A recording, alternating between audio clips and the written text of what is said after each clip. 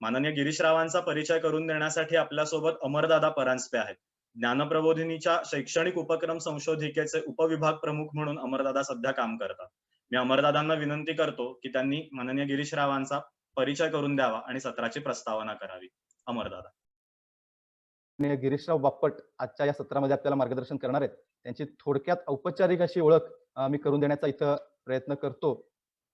विद्यावाचस्पती गिरीश श्रीकृष्ण बापट हे ज्ञानप्रबोधिनीचे संचालक म्हणून नोव्हेंबर 1989 पासून काम करतायत. माध्यमिक शालेय शिक्षणापासूनच त्यांचा ज्ञानप्रबोधिनीशी संबंध आला. महाविद्यालयीन शिक्षण घेत असतानाच त्यांनी प्रबोधिनीचा कार्यकर्ता सदस्य म्हणून काम केलं आणि याच काळामध्ये विविध विचारसरणींचा, भारतीय तत्वज्ञानातील महत्त्वाच्या संकल्पनांचा अभ्यास त्यांनी केलेला आहे. हा सर्व अभ्यासामागे अर्थातच प्रबोधिनीचे संस्थापक संचालक कैलासवासी आप्पा पेंडसे यांच्या ज्ञानपूर्ण व कर्मयुक्त अशा देशभक्तीच्या आवाहनाची प्रेरणा होती. या अभ्यासानंतर विचारपूर्वक त्यांनी ज्ञानप्रबोधिनीच्या कामाचे व्रत आयुष्यभरासाठी स्वीकारले. कॅनडामधून रसायनशास्त्रातली विद्यावाचस्पती म्हणजेच PhD पदवी मिळवल्यानंतर 1983 पासून ते ज्ञानप्रबोधिनीमध्ये स्वयंसेवी वृत्तीनं काम करू लागले. कामासाठी आवश्यक म्हणून मग शिक्षण क्षेत्र आणि व्यवस्थापन क्षेत्रातलं पदव्युत्तर शिक्षणही त्यांनी पूर्ण केलं. सुरुवातीला ज्ञानप्रबोधिनीचे कार्यवाह म्हणून आणि नंतर त्याच्या जोडीनंच ज्ञानप्रबोधिनीच्या प्रशालेचे प्राचार्य म्हणून त्यांनी काही काळ अनुभव घेतला आणि त्यानंतर 1989 मध्ये संचालक पदाची जबाबदारी स्वीकारली. शिक्षण, संशोधन, ग्रामविकसन, आरोग्य आणि संघटन या क्षेत्रात ज्ञानप्रबोधिनीच्या पुण्यातील विविध विभागांतर्फे आणि महाराष्ट्रातील विविध केंद्रांतर्फे आणि शाखा संस्थांतर्फे चालणाऱ्या कामाचं संचालन करण्याचं उत्तरदायित्व त्यांच्याकडे आहे. अभ्यास दौरे, मदत कार्य, प्रशिक्षण शिबिर, परिषदा, परिसंवाद अशा विविध निमित्तांनी ज्ञानप्रबोधिनीचे प्रतिनिधित्व करत त्यांनी देशाप्रदेशात प्रवासही केलेला आहे. आणखीन थोडं सांगायचं झालं तर संघटनाशास्त्र, नेतृत्व विकसन, व्यक्तिमत्व विकसन अशा अनेक विषयांचे मार्गदर्शक म्हणून त्यांनी शिक्षक, मुख्याध्यापक, औद्योगिक संस्थांमधले प्रतिनिधी, सहकारी शेती संस्थांमधील सदस्य यांना प्रशिक्षणही दिलेलं आहे. युवकांसाठी आधुनिक तंत्रज्ञाने, सावरकर, आंबेडकर यांचे विचार, दासबोध, भगवद्गीता यांमधला अभ्यास शिबिरांचं संयोजन त्यांनी केलेलं आहे.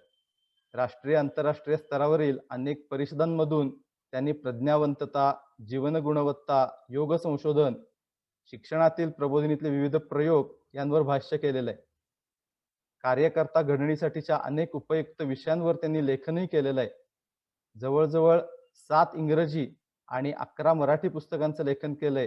त्यामध्ये समर्थ रामदास, योगी दयानंद, महात्मा गांधी यांच्या विचारांचा उहापोह करणारी पुस्तकं आहेत.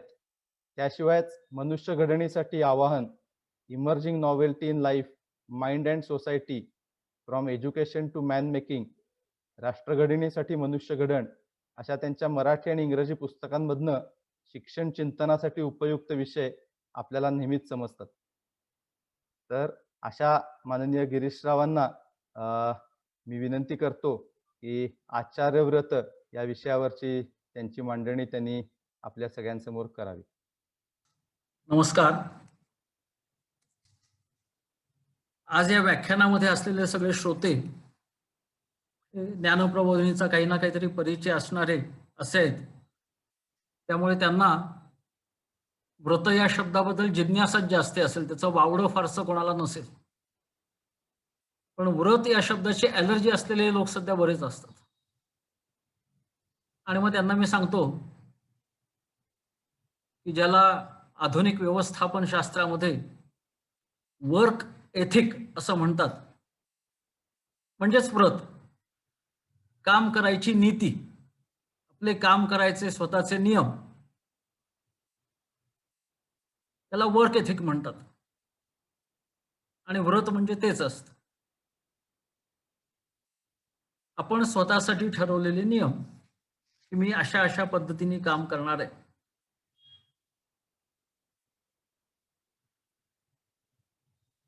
आचार्य व्रत सगळ्यांसाठीच असतं, म्हणजे कोणीही घेऊ शकतं. पण इथे आपण मुख्यतः अध्यापकांसाठी आचार्य व्रत याचा विचार करतो.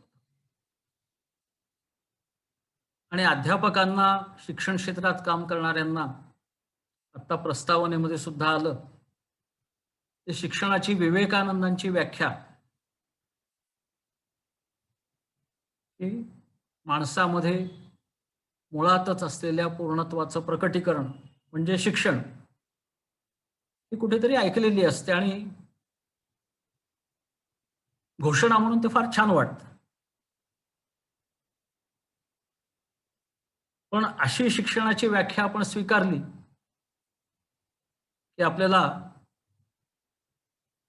पुस्तकी शिक्षणाकडून पूर्णत्वाच्या शिक्षणाकडे प्रवास सुरू करावा लागतो.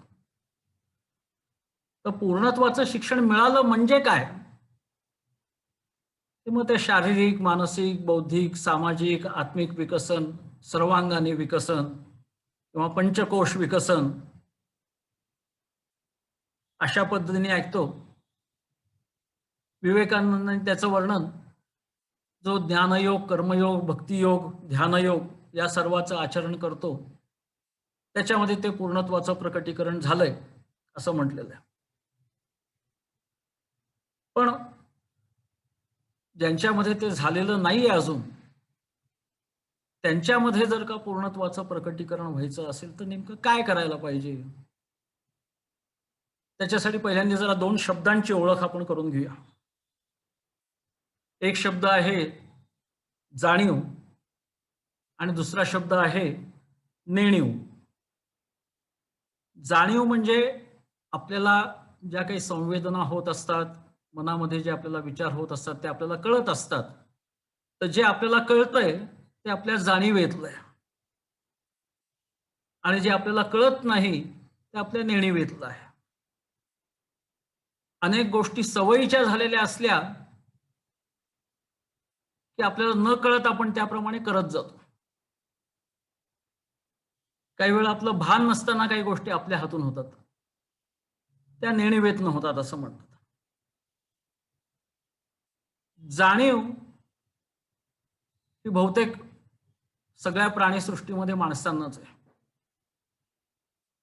वनस्पती, जनावरं, प्राणी या सगळ्यांना संवेदना असतात, पण आपल्याला संवेदना होत आहेत हे त्यांना कळत नाही. मुळे आपल्याला कुठली संवेदना होतीये हे कळणं म्हणजे जाणीव, आणि संवेदना होतीये हे न कळणं म्हणजे नेणीव. आपण जरा पहिली पारदर्शिका बघूया.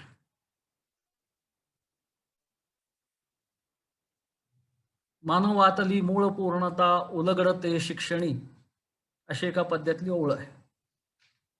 तर मूळ पूर्णता म्हणजे काय? तर आपलं जाणीवेत असलेलं मन आणि नेणीवेत असलेलं मन दोन्ही मिळून आपली मूळ पूर्णता झाली. प्राण्यांमध्ये बहुतेक सगळी नेणीवच असते, माणसांमध्ये थोडी थोडी जाणीव असते, काही माणसांमध्ये ती जाणीव वाढलेली असते. आणि नेणीवेत जे जे आहे ते सगळं जाणीवेत आणणं म्हणजे पूर्णत्वाचं प्रकटीकरण, असं विवेकानंदांनीच स्पष्टीकरण एके ठिकाणी करून ठेवलेलं आहे. जे जे नेणीवेत आहे ते सगळं जाणीवेत आणणं म्हणजे आपल्या नियंत्रणात आणणं म्हणजे पूर्णत्वाचं प्रकटीकरण. अध्यापक व्याख्याच अशी होते सध्या की त्यांनी उत्तम क्रमिक शिक्षण दिलं पाहिजे. जो काही अभ्यासक्रम ठरलेला असेल तो त्या त्या इयत्तेला त्याप्रमाणे त्यांनी शिकवलं पाहिजे, म्हणजे तो चांगला अध्यापक. पण आचार्याला तसं काही बंधन नाही. आचार्याचं कामच पूर्णत्वाचं प्रकटीकरण करणं असं आहे. पुढची पारदर्शिका बघू जरा आपण.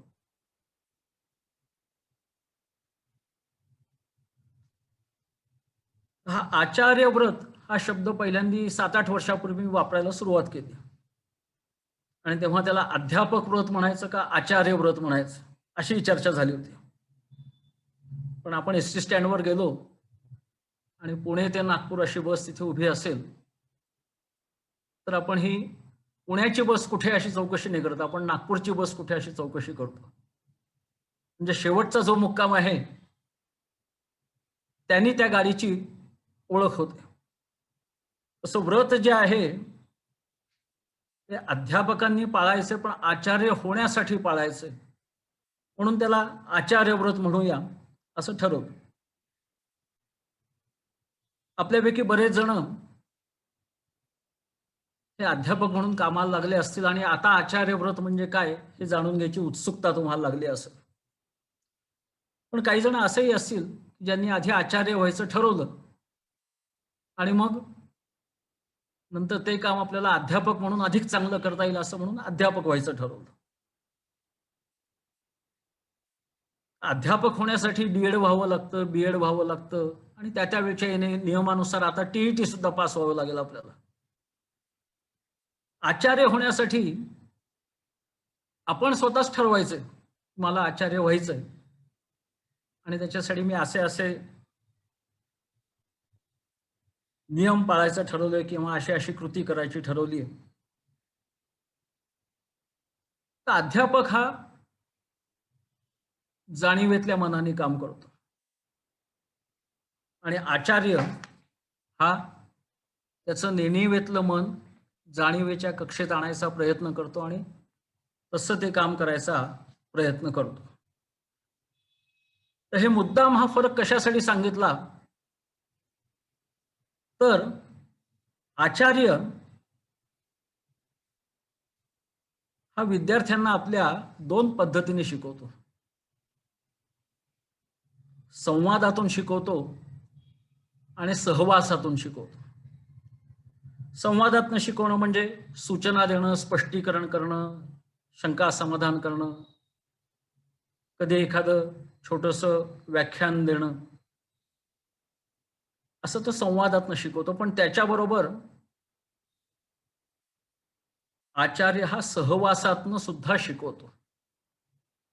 अध्यापकही सहवासातनं शिकवत असतात, पण अध्यापकांच्या नेणिवेतनं ते काम चालतं आणि आचार्य जेव्हा सहवासातनं शिकवतो तेव्हा त्याला जाणीव असते की आपण काय करतोय आणि कशासाठी करतोय ते. आणि विद्यार्थी कसं शिकतात ते जाणीवपूर्वक आपल्या आचार्यांचं आचरण पाहतात आणि त्यांच्या आचरणाचं निरीक्षण करून आपल्याला असं असं काम करायचंय, अशा अशा पद्धतीने वागायचंय असं ठरवतात. आणि नेणिवेतनं सुद्धा त्या वातावरणातलं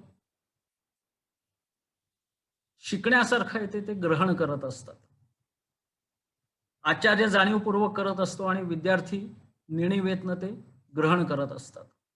आता विद्यार्थी कसं ग्रहण करतात आज आपल्याला फार बघायचं नाहीये, पण आचार्यांनी जाणीवपूर्वक करायचं म्हणजे काय काय करायचं किंवा ते काय काय करत असतात ते आपण पुढच्या एका पारदर्शिकेमध्ये पाहूया. याला मी व्यक्तिसापेक्ष अध्यापन पद्धत म्हणतो. अध्यापकांची पद्धत असते ती व्यक्तिनिरपेक्ष असायची अपेक्षा असते. म्हणजे कुठल्याही अध्यापकाने कुठल्याही गावात कुठल्याही विद्यार्थ्यांच्या गटाला शिकवलं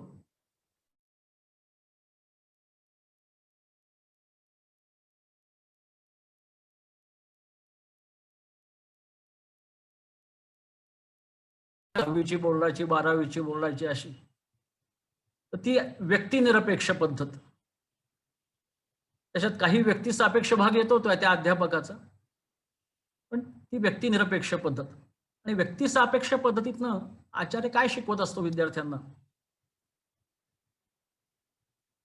तर विषय किंवा आशय शिकवण्यापेक्षा कामाच्या नवीन पद्धतीची ओळख होणं, बोलण्याच्या नवीन पद्धतीची ओळख होणं, म्हणजे कोरडेपणाने न बोलता आर्जवाने बोलायचं. हे आचार्यांचं बोलणं असं आर्जवपूर्ण ऐकून विद्यार्थी शिकतात. लेखनाच्या नवीन पद्धतीची ओळख होणं, जुनी सवय बदलाविषयी वाटणं आणि बदलणं. अध्यापक असं वागतायत तर मग आपण तसं वागलं पाहिजे म्हणून विद्यार्थी आपली जुनी सवय बदलतात आणि नवीन सवय लावून घ्यावीशी वाटणं आणि लावणं. त्या कामाच्या लिहिण्याच्या बोलण्याच्या सुद्धा सवयी असतील किंवा इतरही काम ओळखण्याच्याही पद्धती असतात. आणखीन काय काय शिकता येतं पुढच्या ह्याच्यात पाहू जरा आपण. जर का आचार्यांचा आणि विद्यार्थ्यांचा सहवास हा अतिशय सखोल असेल, मनःपूर्वक असेल आणि दीर्घकाळ असेल, तर कामाचं उद्दिष्ट बदलणं किंवा अधिक व्यापक करणं असं विद्यार्थी आपल्या आचार्यांकडे पाहून शिकू शकतात.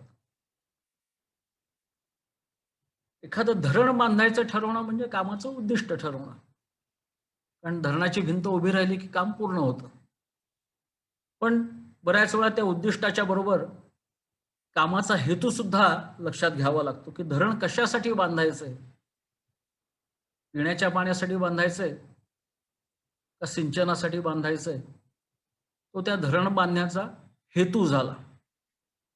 आणि मग कुठल्या हेतूने एखादं काम करायला पाहिजे? फक्त स्वतःचा लाभ व्हावा म्हणून काम करायचं का सगळ्यांचा लाभ व्हावा म्हणून काम करायचं? सगळ्यांचा लाभ होताना थोडासा स्वतःला थोडीशी झीज सोसावी लागली तरी चालेल का नाही चालणार?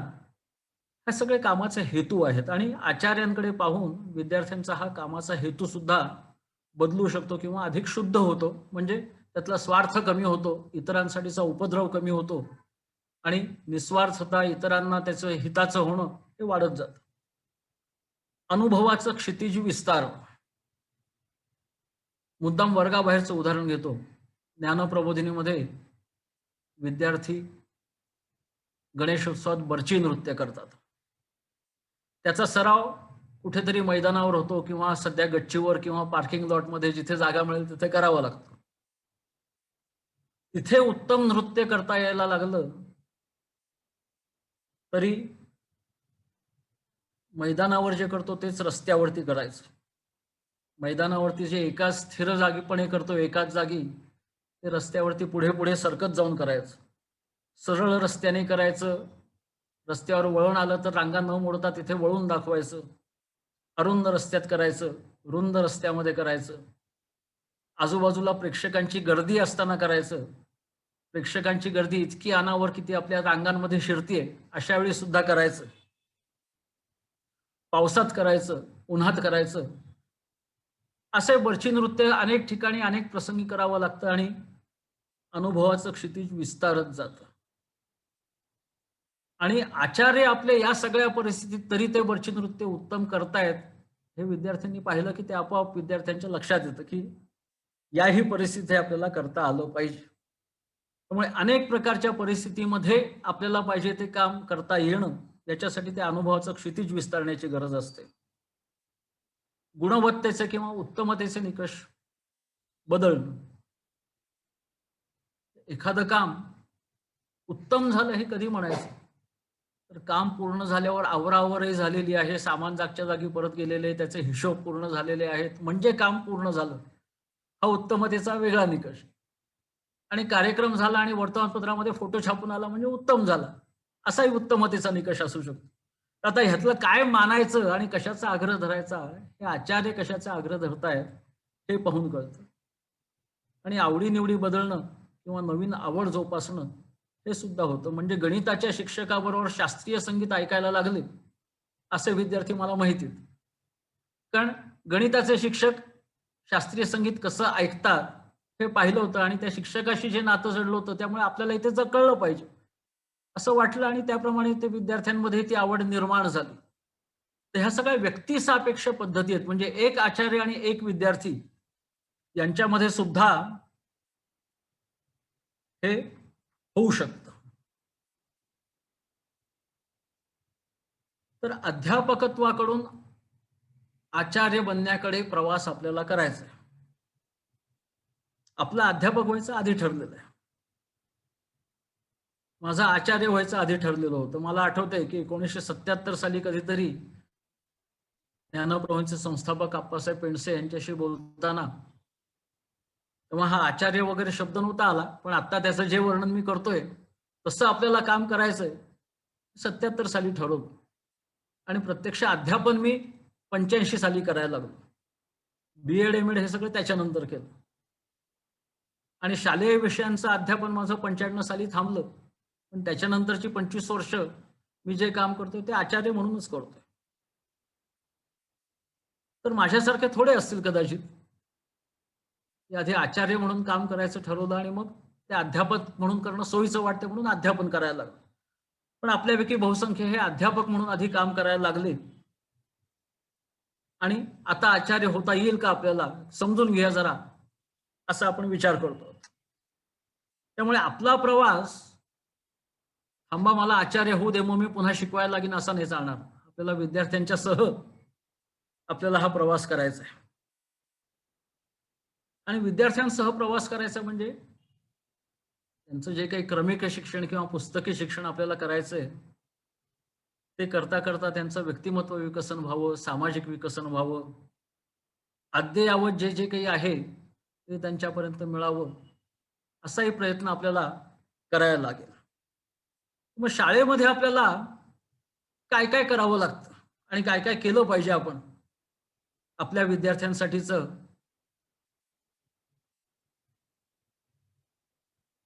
व्यक्तिसापेक्ष प्रक्रिया करत असताना. इथे जी यादी दिलेली आहे प्रभावशाली व्यक्तिमत्व विकसनासाठी, त्याचं काही व्यक्तिनिरपेक्ष सुद्धा शिक्षण देता येईल. कारण आता त्याचे ऑडिओ कोर्सेस, व्हिडिओ कोर्सेस असे तुम्ही ते शिका असे निघालेले आहेत बऱ्याच गोष्टी. पण विद्यार्थ्यांशी आपला संपर्क वाढवण्याची संधी आणि आपल्या व्यक्तिमत्वातलं जे जे चांगलं आहे ते विद्यार्थ्यांपर्यंत पोहोचवण्याची संधी म्हणून काय काय आपल्याला आणखीन करता येतं की जे शाळेमध्ये केलेलं चालतं, ज्या शाळेमध्ये हे होतं ती शाळा अधिक चांगली आहे असं म्हटलं जातं. ते प्रभावशाली व्यक्तिमत्व विकसनासाठी वेगळ्या भाषांचा विद्यार्थ्यांना परिचय करून द्यावा, इंग्रजी संभाषण त्यांना यावं, चांगलं वक्तृत्व त्यांना यावं, संगीत किंवा नृत्य किंवा इतर कलांचं प्रशिक्षण त्यांना मिळावं, छंदाचं प्रशिक्षण त्यांना मिळावं, छंद जोपासायची संधी मिळावी आणि अधिक चांगल्या सोयी सुविधा असतील तर साहसी खेळांचं प्रशिक्षण सुद्धा विद्यार्थ्यांना मिळावं. याच्यातून त्यांचं व्यक्तिमत्व विकसन होतं असं दिसतंही आपल्याला. आणि हे विद्यार्थ्यांसाठी करायचं झालं तर अध्यापकांना स्वतःही हे सगळे गुण स्वतःमध्ये कसं येतील याचा काही ना काहीतरी प्रयत्न करायला लागेल. यादी ती वाढवता येईल आणखीन. अभिनय, योगासनं, प्राणायाम, ध्यान, विविध प्रकारचे खेळ, आता छंदाच्या पलीकडे जाऊन निसर्गाशी संवाद, अरण्य वाचन असंही हे व्यक्तिमत्व विकसनासाठी आवश्यक आहे असं मानलं जातंय. आणि हे विद्यार्थ्यांनी करायचं नाही पण अध्यापकांना येत असलं अभिक्षमता मापन आणि अभ्यासक्रम निवडीसाठी मार्गदर्शन तर विद्यार्थ्यांशी संवाद साधायला एक चांगलं माध्यम होतं, साधन होतं आणि याचा विद्यार्थ्यांच्या व्यक्तिमत्व विकसनासाठी उपयोग होतो. त्यामुळे आपण ज्या शाळेत शिकवतोय त्या शाळांमध्ये असं हे करायसाठी आपण धडपड केली आणि यातलं काही विद्यार्थ्यांपर्यंत पोहोचवायला लागलो तर आचार्यत्वाकडे आपलाही हळूहळू प्रवास व्हायला लागतो. त्याच्याशिवाय व्यक्तिमत्व विकसनाचाच भाग पण ते अनेक ठिकाणी कमी होतं म्हणून वेगळं त्याचा उल्लेख करतात की सामाजिक जाणीव विकसनासाठी काय काय विद्यार्थ्यांना देता येतं. विद्यार्थ्यांना न भांडता दोघांनी जोडीने कसं काम करायचं, एकमेकांची मदत घेत आणि एकमेकांना मदत करत, एकमेकांची मदत मागत आणि मदत मागितली नसली तरी सुद्धा मदत देत असं गटात काम कसं करायचं.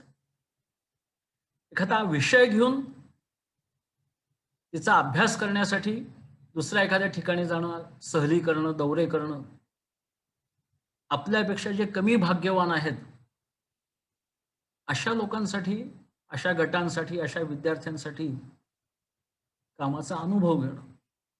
ज्ञानप्रबोधिनीतले विद्यार्थी हे झोपडपट्टीत विद्यार्थ्यांचे खेळ घ्यायला जातात किंवा साखर शाळांमध्ये शिकवायला जायचे किंवा निगडीची शाळा ज्ञानप्रबोधिनीची, तिथले काही विद्यार्थी तिथल्या एका अनाथालयामध्ये तिथल्या विद्यार्थ्यांना मदत करायला जातात, वनवासी विद्यार्थिनींना शिकवायला जातात. असं वेगळ्या पद्धतीने विद्यार्थ्यांनी करणं आणि त्याच्याबरोबर अध्यापकांनी करणं. आपत्तीग्रस्तांसाठी मदत कार्य. आता करोनाच्या काळात शालेय विद्यार्थ्यांना बाहेर पडणं अवघड आहे मदत कार्यासाठी. पण अध्यापकांनी हा अनुभव जर का घेतलेला असेल तर ते विद्यार्थ्यांशी बोलू शकतात त्याच्याबद्दल आणि पुन्हा अशी काही आपत्ती आली तर आपण मदतीला गेलं पाहिजे अशी प्रेरणा त्यांच्यामध्ये निर्माण करू शकतात. सार्वजनिक उत्सवात सहभागी होणं आणि आपल्या कपड्यांची इस्त्री बिघडलेली चालते याचा अनुभव घेणं हे सुद्धा सामाजिक जाणीव विकसनासाठी आवश्यक आहे. आणि फक्त इतरांनी योजलेल्या कार्यक्रमांमध्ये सहभागी होणं असं नाही, आपण सुद्धा सार्वजनिक कार्यक्रमांचं आयोजन करू शकतो. अगदी 10 जणांना बोलावून करू शकतो. पण शाळेतल्या शिस्तीत, चौकटीत अमुक वर्गातले मुलं, अमुक गटातले मुलं यांचे कार्यक्रम घेण्यापेक्षा 10 जणांना जमवूया आणि कार्यक्रम घेऊया, असं सुद्धा अनुभवांचा उपयोग होतो. याच्यातनं सामाजिक जाणीव विकसित होते. आणखीन काय काय करता येईल अशी त्या यादीमध्ये आणखीन पुढे भर घातलेली आहे. शहरातल्या विद्यार्थ्यांना ग्रामीण भागात जाऊन ग्रामीण श्रमकार्याचा अनुभव देता येईल. ग्रामीण भागातल्या मुलांना उलट शहरामध्ये येऊन शहरात काय काय चालतं तिथल्या काही वेगळ्या प्रकारची कामं करण्याचा अनुभव देता येईल.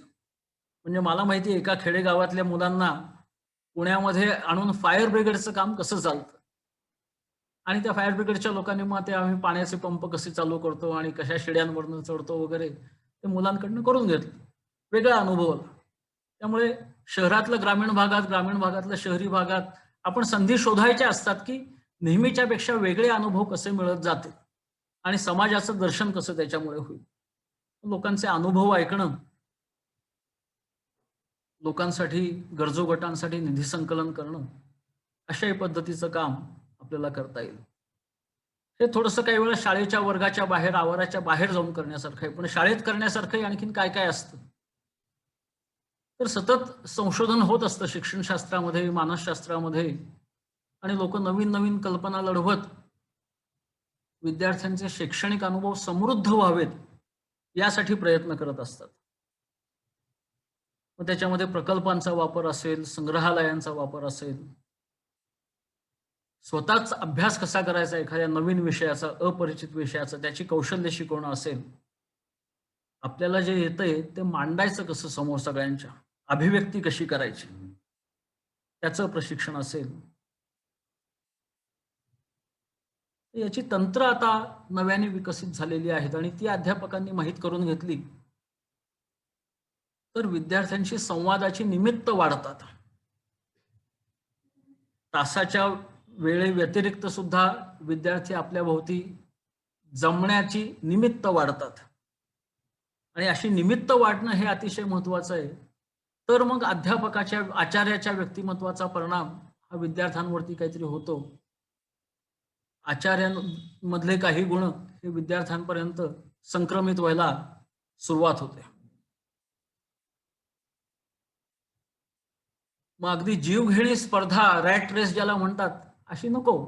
पण स्पर्धांमध्ये सुद्धा आपल्या क्षमतांची कसोटी लागते आणि त्यामुळे काही स्पर्धांची किंवा स्पर्धा परीक्षांची तयारी करण्यासाठी झटून कसं काम करायचं आणि असं आपल्याकडनं झटून काम करून घेणारे शिक्षक विद्यार्थ्यांच्या लक्षात राहतात. कसं सर्वस्व ओतून काम करावं लागतं अशा ह्याच्यात यश मिळवायचं म्हणजे त्याचा अनुभव असतो. जिथे परिस्थिती शक्य आहे तिथे आंतरराज्यीय आणि आंतरराष्ट्रीय म्हटलं इथे मी, पण गावातल्या शेजारच्या शाळेत वर्गात तिथे जाऊन बसणं 1 तासभर आणि तिथल्या शाळेतल्या मुलांना एकत्र आणणं हे सुद्धा आवश्यक आहे. आम्ही ज्या कबड्डीच्या आंतरशालेय स्पर्धा खेळलोय तर आपण जिंकलेलो असो किंवा हरलेलो असो, दुसऱ्या संघाला सामना झाल्यानंतर आपल्या शाळेमध्ये बोलवायचं आणि एकत्र श्रमपरिहार सगळ्यांनी करायचा, असं करायचं. ही सुद्धा देवाणघेवाणच असते एक प्रकारची.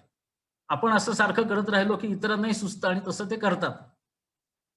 ज्ञानप्रभूंची गणेश विसर्जन मिरवणूक असते, ती ज्या मार्गाने जाते वाटेतल्या प्रत्येक मंडळाच्या मांडवापुढे तिथे जी गणपतीची मूर्ती असते त्याला ज्ञानप्रभूंतर्फे हार घातला जातो आणि असं 1-2 वर्ष झालं की वाटेतली मंडळी वाट पाहत राहतात आणि ज्ञानप्रभूंची मिरवणूक आपल्या इथे आली की ज्ञानप्रभूंच्या गणपतीला आपणही हार घातला पाहिजे असं त्यांनाही वाटायला लागतं. ह्या देवाणघेवाणीतनं संबंध वाढत जातात आणि त्याच्यातनं कशा पद्धतीने लोकांशी वागायचं असतं हे कळत असतं. पाठांतरासाठी, प्रतिभा विकसनासाठी मानसशास्त्रातली अनेक तंत्र आलेली आहेत. आणि अध्यापकांसाठी आता आवश्यक जास्ती आहे. आधीच्या याच्यात जसं अभिक्षमता मापन मार्गदर्शन हे जसं अध्यापकांनी करण्यासारखं आहे, तसं आकारिक व संकलित मूल्यमापन याच्यात संशोधनही बऱ्याच पद्धतीने झालेलं आहे कसं करायचं ते. आणि ते अध्यापकांना जर का चांगलं करता येत असेल, तर विशेषतः आकारिक मूल्यमापनाच्या बाबतीत विद्यार्थ्यांशी संवादाची खूप संधी ही अध्यापकांना मिळते आणि मार्गदर्शन नेमकं एकेका विद्यार्थ्याला तू जिथे आहेस तिथून पुढचा टप्पा काय आहे आणि त्याच्यासाठी तू काय प्रयत्न करायला हे सांगता येतं. आणि जितके अध्यापकांचे अनुभव असतील तर ते अधिक नेमकं मार्गदर्शन हे विद्यार्थ्यांना करू शकतात. तर हे शाळांमध्ये जे उपक्रम चालू असतात त्याच्यातच अध्यापकांनी कसा कुठे कुठे सहभाग घेता येईल. मी मुद्दाम अशासाठी सांगितलं की जिथे आहोत तिथून आपल्याला सुरुवात करायची. आता आचार्यवर्ग म्हणून मी एकदम पुढच्या फार गोष्टी सांगितल्या तर हे आम्हाला कसं शक्य आहे, आमच्या इथे अशी परिस्थिती आहे, असं हे होत राहणार. आत्ता मी जे काही 15-20 गोष्टी सांगितल्या त्याच्यातही कदाचित काही अध्यापक असे असतील की आमच्याकडे यातलं एकही होणं शक्य नाही असं म्हणतील ते. त्याच्यासाठी पुढे काय करायचं ते मी सांगणार आहे. पण यातलं काय काय आपल्याला करता येईल, जिथून सुरुवात करता येईल तिथे करायचं. हे सगळ्या गोष्टी एकदम केल्या पाहिजेत असं न समजता हा मेन्यू आहे, मेन्यूतलं आपल्याला पाहिजे ते निवडायचं आणि करायचं. अशा पद्धतीने आपल्याला विद्यार्थ्यांना करता येईल. विद्यार्थ्यांना द्यायचं ते स्वतःकडे असलं पाहिजे, हा माझा महत्वाचा मुद्दा आधीच्या याच्यात. तर हे कसं असतं, एकतर आपण उसनं घ्यायचं आणि विद्यार्थ्यांना द्यायचं अशी पद्धत असते आणि आपल्याकडे भरपूर साठा आहे आणि त्यातलं आपण मुक्त हस्ताने वाटतोय असे असू शकते. माझाच एक मित्र आहे, त्याला अर्थार्जनासाठी नाईलाजानी शिकवणी वर्ग सुरू करायला लागला. तो कॉमर्सचा पदवीधर, पण कॉमर्सचा पदवीधर 10वी-12वीच्या मुलांचे काय वर्ग घेणार असा त्याला प्रश्न पडला. म्हणून मग त्यांनी गणित विज्ञानाचे वर्ग घ्यायचे ठरवले आणि सुरुवातीला तर खर्च कमीत कमी ठेवायचा, त्यामुळे स्वतः शिकवायचं. स्वतः शिकवण्यासाठी काय करायचं, दुपारी 2 ते 4 त्यांनी स्वतःसाठी शिकवणी ठेवली. एक शिक्षक त्याला फिजिक्स शिकवायला यायचे आणि मग 2 ते 4 जे काही शिकलेला आहे तो 6 ते 7 त्याच्याकडे जे 10वी-12वीचे विद्यार्थी यायचे त्यांना तो फिजिक्स शिकवायचा. आता त्याची बुद्धी तेज होती, ग्रहणशक्ती चांगली होती, त्यामुळे त्याला हे जमलं. 30 हात ले उस हात दे, आज शिकलं लगेच मुलांना देऊन टाकलं. ते अध्यापक होण्यासाठी कदाचित आणि शिकवणी वर्गातला अध्यापक होण्यासाठी कदाचित ते पुरलं असं, पण आचार्य होण्यासाठी अशी उसनवारी नाही चालत. आपण फक्त मधलं माध्यम व्हायचं, एकाकडून घ्यायचं आणि दुसऱ्याकडे द्यायचं असं करून चालत नाही. आपल्याकडे त्याचा भरपूर साठा असायला लागतो. आणि मग अध्यापकाचं काम करता करता आपला साठा वाढवण्यासाठी आपल्याला काय केलं पाहिजे असं आता बघायला पाहिजे आपल्याला. आता पुढच्या ज्या 4-5 पारदर्शिका मी दाखवणार आहे त्याच्यामध्ये वेगळे विषय दिलेले आहेत आणि माझी सूचना अशी आहे की इथे हे जे दिसेल की अध्यापकांनी वाचन करायचं म्हणजे काय काय करायचं. तर एक 10 गोष्टी त्याच्यामध्ये सांगितलेल्या आहेत.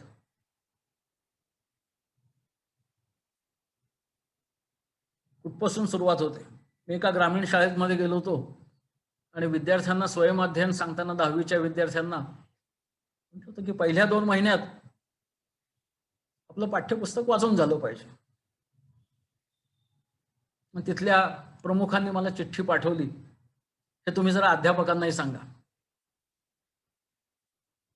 कारण आज वर्गात जाताना आज काय शिकवायचं तेवढं पाठ किंवा तेवढं पान वाचून जायचं असे अध्यापकांची सवय असते.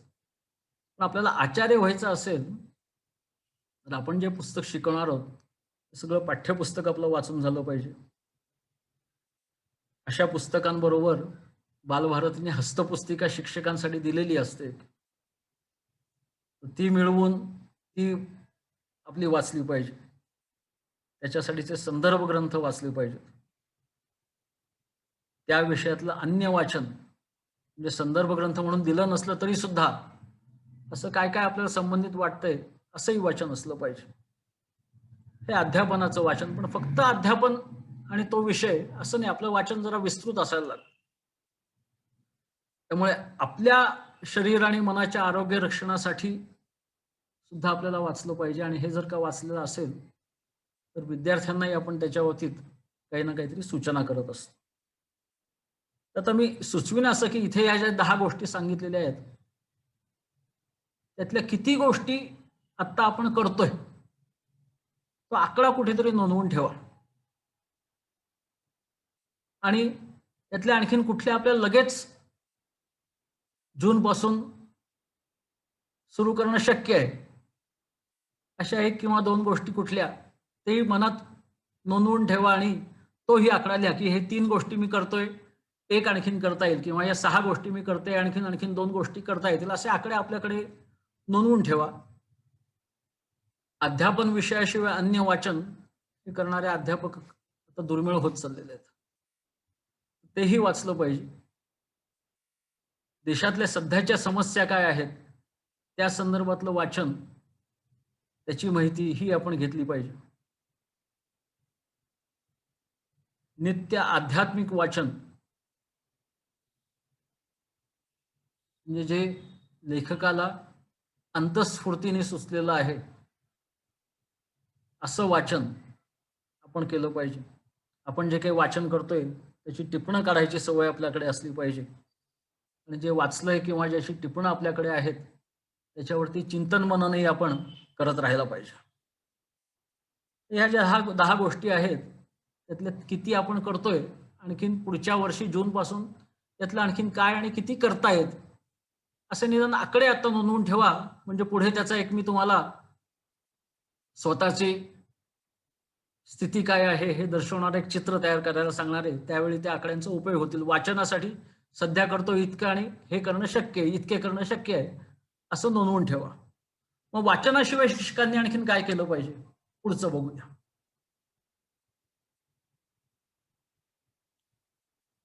लेखन आपल्याला करायची सवय असली पाहिजे.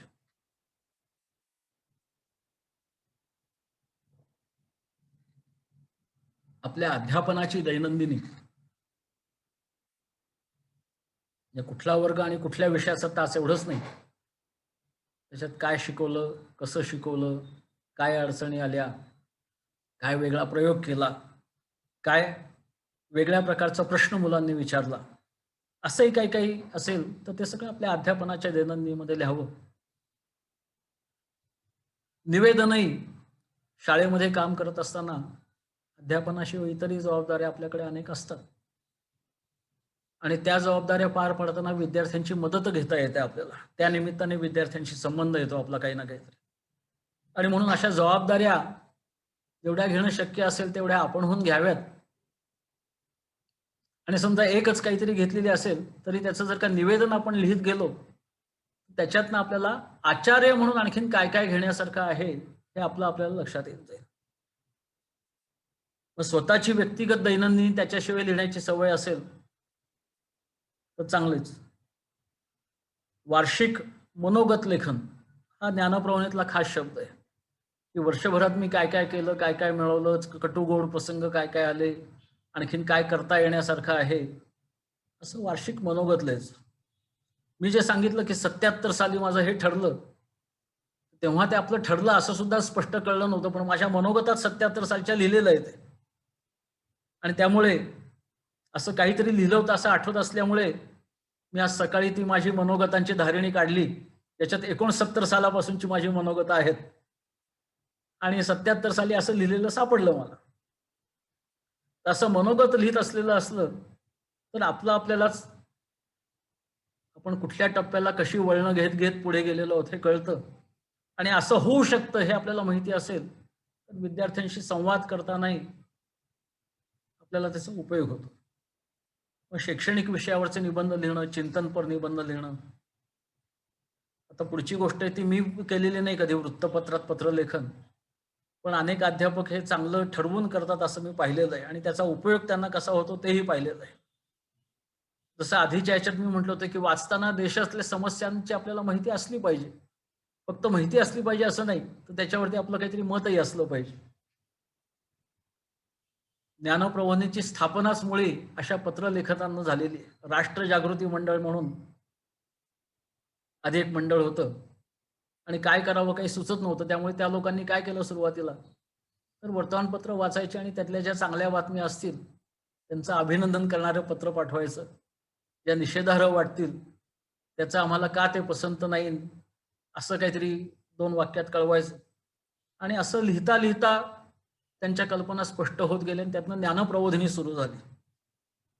आणि ते सुरू होण्याचं कारण या पत्रलेखनातनं सुद्धा त्यांचा अध्यापकत्वाकडून आचार्यत्वाकडे प्रवास होत गेला.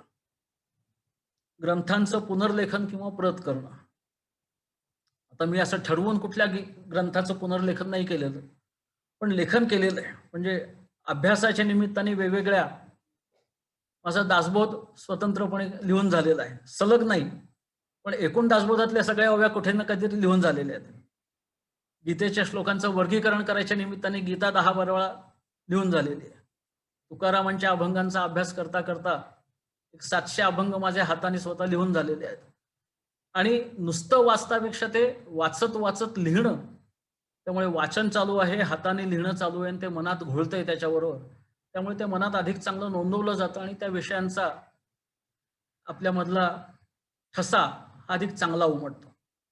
इथे 8 गोष्टी लिहिलेल्या आहेत. यातल्या काय आपण 1, 2, 3 करत असाल तो आकडा लिहून ठेवा लेखनाचा. आणि आणखीन काय लगेच करण्यासारखं आहे तेही लिहून ठेवा. त्याच्यानंतरची पुढची गोष्ट आहे वाचन आणि लेखनाच्या नंतर आपल्याला केली पाहिजे म्हणजे संवाद आणि वक्तृत्व.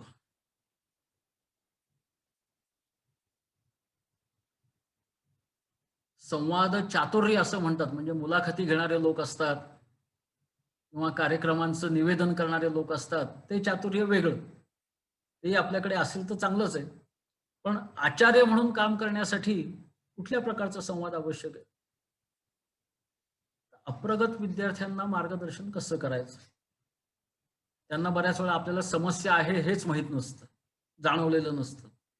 काहीतरी समस्या जाणवलं असेल तर काय समस्या आहे हे कळलेलं नसतं. त्यांच्याशी बोलून हे कसं काढून घ्यायचं त्यांच्याकडनं आणि मग काय कर असं सांगणं, असा संवाद आपल्याला करता आला पाहिजे. आणि काही वेगाने धावणारे विद्यार्थी असतात, ते वर्गात कंटाळतात, तर त्यांना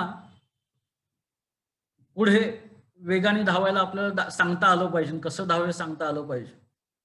मला पहिल्यांदा हे जे लक्षात आलं ते माझ्याकडे 2 विद्यार्थी आले आणि आम्हाला मराठीचा तास अतिशय कंटाळवाणा होतो.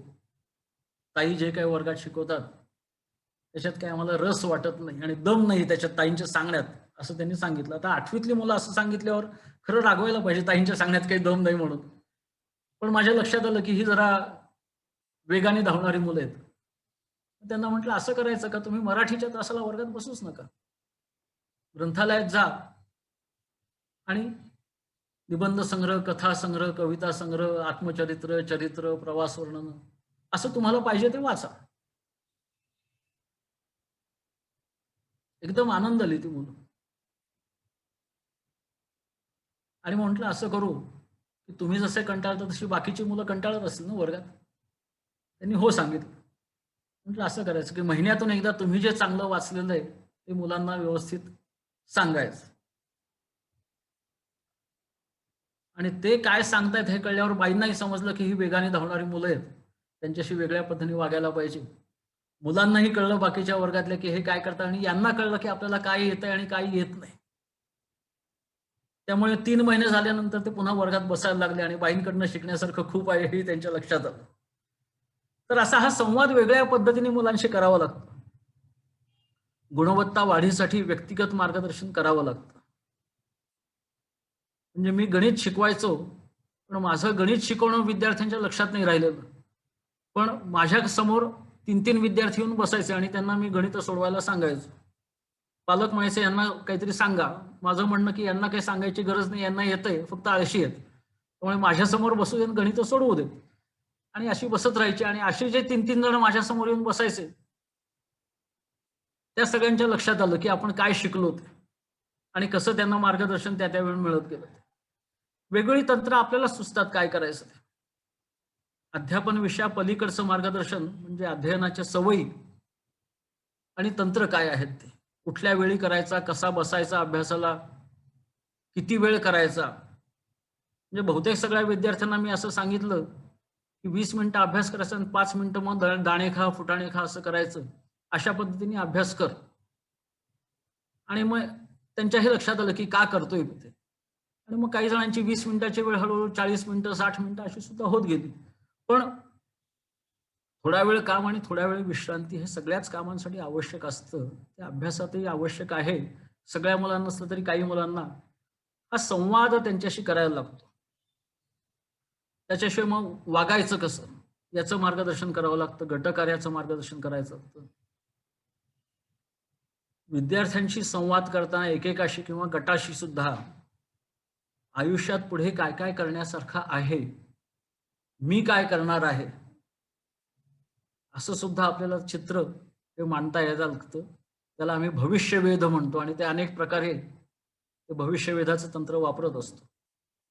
आणि आपण जे काही वाचलेलं आहे ते जे मी विद्यार्थ्यांना सांगितलं ते सगळ्या अध्यापकांनी करून पाहण्यासारखं की आपण जी काही चरित्र पुस्तकं वाचली आहेत त्याच्यावरती विद्यार्थ्यांशी सुद्धा बोलायला पाहिजे. इतर कुठल्या गटांशी बोलायला हरकत नाही. इतर अध्यापकांना अध्यापक बैठकीमध्ये सांगायला हरकत नाही. याही 8 गोष्टींपैकी आपण काय करतो, सध्या किती गोष्टी करतो तो आकडा नोंदवून ठेवावा. आणि आणखीन काय करण्यासारखं आहे लगेच शिकून करायला लागेल. लगेच आपल्याला जमेल असं नाही, पण कोणाशी तरी मदत घेऊन ते करायला शिकायचं. असं करता येईल अशी एखाद दुसरी गोष्ट काय आहे आपण असंही तो आकडा नोंदवून ठेवावा. याच्याशिवाय आणखीन अध्यापक म्हणून आपल्याला जे करायला लागतं ते म्हणजे विद्यार्थी जे काय करतायत त्याचं मूल्यमापन. वर्गात काम दिलेलं असेल, घरी करायला काम दिलेलं असेल, त्याच्यासाठी तपासण्याच्या पद्धती आपण कुठल्या वापरतो आणि कुठल्या कुठल्या वापरणं शक्य आहे. विद्यार्थ्यांच्या गुण आणि प्रगतीच्या नोंदी. मी 10 वर्ष नियमित अध्यापन केलं. 10 वर्षांच्या 10 वह्या माझ्याकडे आहेत आणि सगळ्या नोंदी माझ्याकडे त्याच्यानंतरही 8-10 वर्ष ठेवलेल्या होत्या. आणि सगळी विद्यार्थ्यांची प्रगती कशी कशी होत गेलेली आहे, काय केल्यावर होत गेलेली आहे, अशा सगळ्या नोंदी त्या त्याच्यामध्ये असतात. त्याच्या एका तुकडीचा उपयोग आपल्याला पुढच्या तुकडीच्या वेळी अशा नोंदींचा होत असतो. मग प्रश्नपेढीचा वापर मूल्यमापनासाठी कसा करायचा, प्रश्नपत्रिकेचा आराखडा कसा करायचा. एकदा कधीतरी शिकलेलो असतो आपण बीएडला, प्रत्येक वेळी करतोच असं नाही. हे सगळं करता करता मूल्यमापनाचा आपली क्षमता वाढावी. त्यामुळे देशाच्या आर्थिक, भौतिक, नैतिक स्थित्यंतराचा आढावा असाही घेता आला पाहिजे. आता कोविडच्या निमित्ताने सतत अनेक वेबसाईटवरती आपल्याला आलेख वेगवेगळ्या प्रकारचे बघायला मिळतात. तो आढावा घेण्याचा एक प्रकार आहे. ते पाहिला तरी आपल्याला आढावा कसा घ्यायचा हे कळू शकेल. आणि आपण अशा पद्धतीची काही ना काहीतरी आकडेवारीची नोंद किंवा वागण्यातला बदलाची नोंद आणि त्याचा आढावा असा हा घेऊ शकतो. आणि आपण आधी ठरवलेल्या निकषांच्या आधारे स्वतःच्या प्रगतीचा आढावा. मनोजराव देवळेकरांच्या भाषणाचा तोच विषय होता मला वाटतं, की असं आपल्याला करता आलं पाहिजे. आणि या वर्षात काय करायचं, या वर्षात मी 5000 पानं वाचणार आहे असं आधी ठरवलेलं असेल तर ते वाचलं की नाही आपल्याला ठरवता येतं. यावर्षी मी 2 तरी निबंध लिहिणार आहे असं आधी ठरवलेलं असेल तर मग ते घेतलं की नाही याचा आढावा घेता येतो. त्यामुळे कार्यसंकल्प करायचा काहीतरी, तो नेमका करायचा, मोजता येईल, तपासता येईल अशा पद्धतीचा करायचा, दाखवता येईल इतरांना अशा पद्धतीचा करायचा. आणि ते झालं की नाही पाहणं, असा आढावा घेणं असंही आपल्याला करायला लागेल. याही 8 गोष्टींपैकी नोंदवून ठेवा काय करतो आणि काय करता येईल. आणखीन एक प्रकार प्रवास. आपण एकट्यानेही करावा आणि विद्यार्थ्यांना घेऊनही करावा. मला वाटतं पहिल्या आदित्य शिंदेच्या व्याख्यानामध्ये अध्यापकांनी असं महिनाभर काहीतरी जावं असं त्यांनी काहीतरी उल्लेख केलेला होता. आता प्रवास म्हणजे एकदम उठून काश्मीरमध्येच गेलं पाहिजे किंवा अंदमानलाच गेलं पाहिजे असं नाही. पायी जाण्याच्या अंतरावरील महत्वाची स्थळं, पूर्व प्राथमिक शाळेमध्ये जे आहेत त्यांची विद्यार्थ्यांची सहल म्हणजे 100 पावलं चालत जाणं. मग आपल्या शाळेपासून 100 पावलावर काय काय आहे आणि त्याचा विद्यार्थ्यांना कसा शैक्षणिक उपयोग होऊ शकेल ते अध्यापकांना माहिती असायला पाहिजे. तो अध्यापकांनी तो प्रवास करून पाहिला पाहिजे. आणि 100 पावलंच गेलं पाहिजे असं नाही, 5-10 किलोमीटर पर्यंत पायी जाता येतं.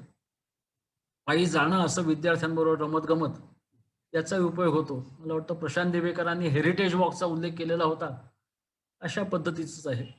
सायकलवर जाणं, बसने एका दिवसात जाऊन परत येता येईल अशी स्थळं, राज्याच्या अन्य विभागातील महत्त्वाची स्थळं, इतर राज्यांमधली महत्त्वाची स्थळं आणि महत्त्वाची स्थळं म्हणजे काय काय असू शकेल असं मी आपलं नमुन्यादाखल लिहिलेलं आहे. इथे मी 5च गोष्टी लिहिल्यात, कदाचित आणखीनही आपल्याला लिहिता येतील. जहाजातनं प्रवास, विमानातनं प्रवास अशी भरही घ्यायलाविषयी वाटेल. पण इथे जे केलेत त्यातल्या 5ही केल्या असतील किंवा करत असाल तर चांगलंच आहे. पण समजा 2 करत असाल, 1 करत असाल, 3 करत असाल तर ते नोंदवून ठेवा आणि आणखीन काय करून पाहण्यासारखं आहे पुढच्या वर्षात असं नोंदवून ठेवा. तर हे 4-5 प्रकार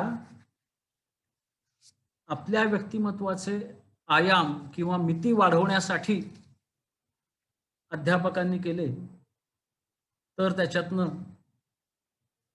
आपण करू शकलो अशा काय काय गोष्टी आहेत ज्या केल्या नव्हत्या पण करू शकलो, ज्या केल्या नव्हत्या आणि थोडासा प्रयत्न केल्यावर करू शकलो. असं काय ह्याच्यातनं आपल्याला जी ओळख होते त्याच्यातच निणिवेतले आपले अनेक गुण आपल्या जाणीवेच्या कक्षेमध्ये येत असतात. आता हे जे आकडे आपण गेल्या 5 पारदर्शिकांमध्ये लिहून ठेवलेत, ज्यांना जमलंय त्यांना पुढची एक गोष्ट मी करायला सांगणार आहे. आपलीच एक गुणदर्शिका, प्रोफाईल असा शब्द इंग्रजीमध्ये वापरतात त्याला.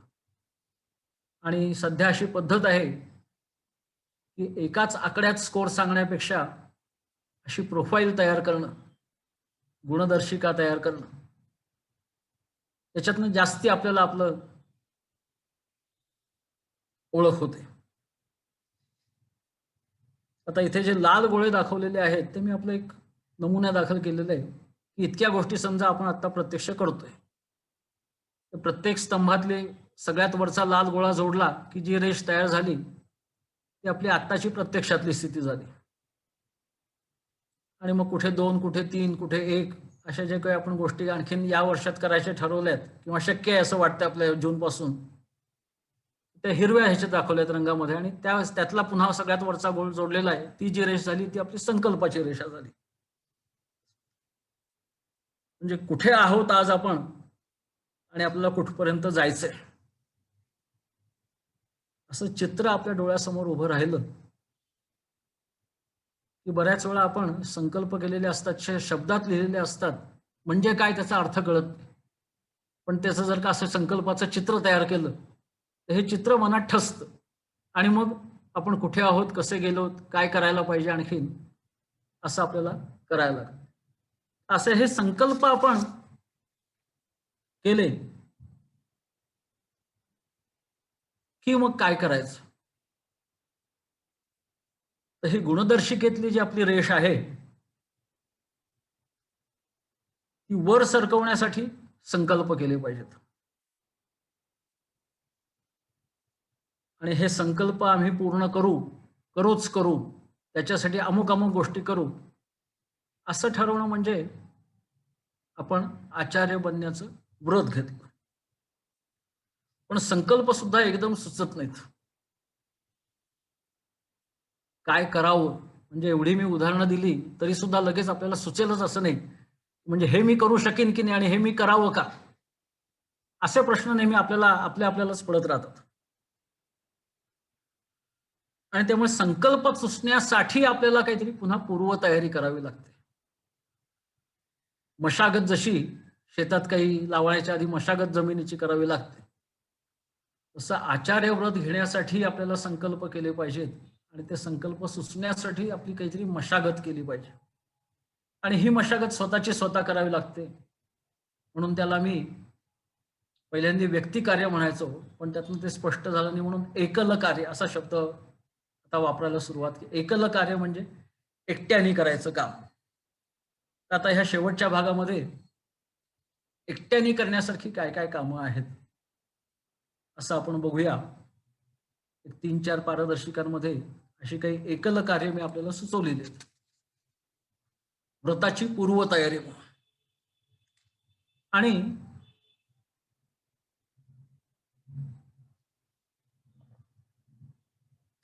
करायचं काय, तर मोठा एकदम काही संकल्प करायच्या आधी हे काम मी करायचं ठरवलेलं आहे. आपण विद्यार्थ्यांना प्रकल्प करायला सांगतो, पण माझा अनुभव असा आहे की बऱ्याच अध्यापकांनी ते शाळेत असताना कधी प्रकल्प केले नसतात, ते महाविद्यालयात असतानाही कदाचित प्रकल्प केलेले नसतात.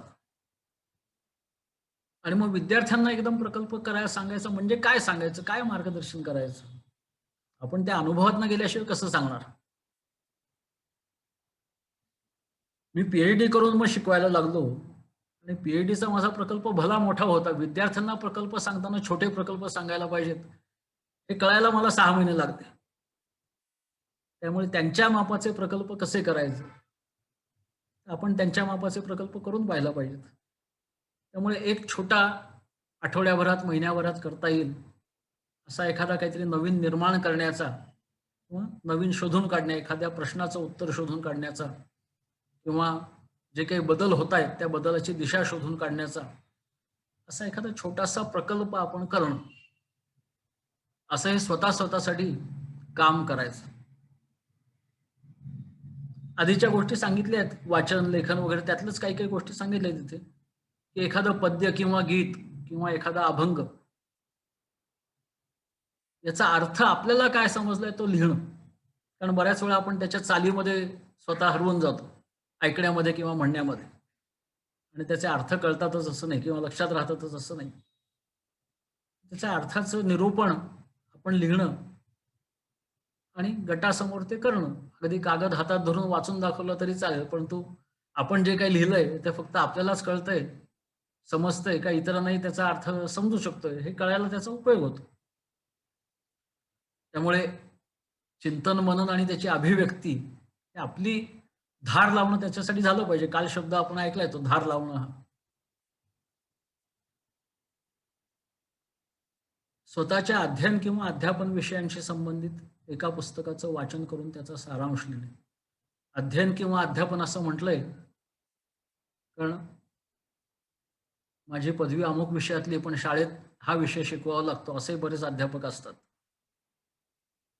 आपले प्रशांत दिवाकरांचाच परिचय करून दिला किंवा MSc बॉटनी अशी पहिली पदवी त्यांची, आणि मग इतिहास शिकवायला लागले आणि म्हणून मग इतिहासातली पदवी घेतली, पण त्यांनी गणितही शिकवलेलं आहे आणि आता प्रकल्प कसा करायचा असंही ते शिकवतात. तर आपल्या अध्ययनाचे विषय वेगळे असू शकतात, अध्यापनाचे विषय वेगळे असू शकतात, आणि त्यामुळे त्याच्याशी संबंधित एखाद्या वेगळ्या पुस्तकाचं वाचन करणं आणि त्याचा सारांश लिहून काढणं म्हणजे मग ते वाचन आपलं नेमकं झालंय की नाही हे आपल्याला कळतं. तर पहिल्यांदा मी असं सुचवलं होतं की 12 एकूण मी अशी एकल कार्य काढली आहेत आणि एका महिन्याला एक, अशी वर्षभरात 12 अशी करा, म्हणजे पूर्ण मशागत झाली, आचार्यत्वाकडे प्रवास सुरू झाला, व्रत घेतलं आपण. पण काही अध्यापकांशी बोलल्यानंतर ते वर्षाला एक असं सुद्धा कदाचित काही अध्यापकांना वेळ लागेल. म्हणजे आधी जमीन किती कडक झालेली आहे त्याच्यावर त्याची मशागत किती करायला लागेल, किती काळ, हे अवलंबून आहे. त्यामुळे ह्या 12तला एक तरी मी कृती एकल कार्य नक्की या वर्षात करणार असं जरी आपण म्हटलं तरी सुद्धा आपली आचार्य व्रताच्या दृष्टीने तयारी सुरू झाली, एक वाटचाल सुरू झाली असं होईल. असे 3 कार्य या पहिल्या पारदर्शिकेमध्ये इथे दिलेली आहेत. पुढची पारदर्शिका बघू.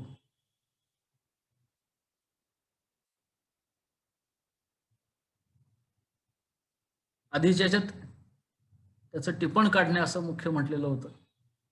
त्या पुस्तकाचं वाचन करून अध्यापक बैठकीत त्या संबंधी बोलणं, समजावून सांगणं इतरांना. अध्यापक बैठकीशिवाय बाहेर कुठल्या मंडळामध्ये तुम्ही जात असाल तिथेही करणं शक्य असेल तिथेही करा. कुठल्या तरी गटासमोर बोलणं आपण एखादं पुस्तक वाचून, कारण सगळेजण काही पुस्तकं वाचत नाहीत. अशी पुस्तक भिशीची मंडळं मला माहिती आहेत की तिथे एक एक पुस्तक एक एक जण वाचतं आणि गटाला समजावून सांगतात त्या पुस्तकात काय आहे. तर असे कुठे गटात आपण असाल तर तिथेही करायला लागेल.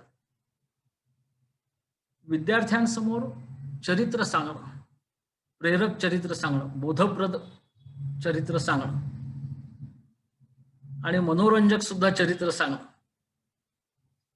पण विद्यार्थ्यांशी तुम्ही फक्त तासाच्या वेळी जे शिकवताय तेवढंच बोलताय, त्याच्याऐवजी तुम्ही त्यांच्याशी कथाकथन करून बोलताय, त्यांना चरित्र सांगताय, एखाद्या प्रासंगिक विषयावरती भाष्य करताय. म्हणजे एखादा प्रसंग झाला आणि आज तुम्हाला एखादा विषय शिकवायचा, त्याच्याऐवजी त्या प्रसंगावरतीच तुम्ही बोललात, ते मुलांना जास्ती भिडतं. आणि असंही तुम्ही बोलू शकताय म्हणून मग तुम्ही जो विषय शिकवता ते मुलं ऐकतात. आणि निबंधांचं आधीच्या याच्यात होतच, एकल कार्य वर्षातून एका विषयावर एक निबंध लिहिणं असं जरी आपण ठरवलं तरी सुद्धा आपली आचार्यव्रताची मशागत स्वतःची ही सुरू झाली असं होईल. तर ही 3 एकल कार्य ह्या पारदर्शिकेमध्ये आहेत. मग तिसरी पारदर्शिका थोडस आपल्या शाळेतल्या क्रमिक अध्यापनाशी संबंधित असं की ज्ञान आकलन उपयोजन असे आपली उद्दिष्ट असतात. ती प्रश्नपत्रिकेचा ब्ल्यूप्रिंट आराखडा करायचा म्हटलं की हे सगळं लिहावं लागतं. पण असा कधी आपण विचार केला की आपल्याला आकलनाचे किती प्रश्न काढता येतात आणि फक्त आकलन बघायचे आपल्याला प्रश्नपत्रिका काढता येईल, फक्त उपयोजनाची प्रश्नपत्रिका काढता येईल? ज्ञानप्रबोधिनीमध्ये फार पूर्वी जेव्हा प्रतिभा विकसनाचे तास द्यायला सुरुवात झाली तेव्हा फक्त विद्यार्थ्यांच्या प्रतिभाशाली विचाराला किंवा बहुदिश विचाराला चालना देणारे प्रश्न विचारायचे, अशी प्रश्नपत्रिका काढता येईल का? आणि हाल झाले सगळ्या शिक्षकांचे, कारण असा विचारच कधी केला नव्हता. पण अशी प्रश्नपत्रिका काढता यायला लागल्यानंतर त्या अध्यापकांना स्वतःला बहुदिश विचार कसा करायचा हे समजलं आणि ते विद्यार्थ्यांना अधिक चांगलं शिकवू शकले.